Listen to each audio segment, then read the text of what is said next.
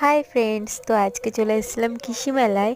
তো সবাই মিলে একটু ঘুরতে চলে এলাম। আর দেখো, ওই এদিকে দেখো জগদ্ধাত্রী এসেছিলো। তো জগদ্ধাত্রী দেব আসার কথা ছিল, তো ভাবলাম দেব আসবে, তো দেব তো আসেনি, জগদ্ধাত্রী এসে যাই হোক। তো দিয়ে আর মেয়েকে বাড়িতে রেখে এসেছি, মেয়ে ঘুমাচ্ছিল। মেয়েকে ছাড়া কোথাও আসলে ভালোও লাগে না। আর দেখো এদিকে পাপিসগুলো কি কিউট, আমার তো খুবই ভালো লাগছিলো, মনে হচ্ছিলো একটা নিয়ে যাই, কিন্তু আমার বাড়ি একটা আছে। যাই হোক, খুব কিউট, একটু কোলেও নিয়েছিলাম। আর এদিকে দেখো অনেকে অনেক কিছু সেজে বেরিয়েছিল, তো ভালো লাগছিল দেখতে।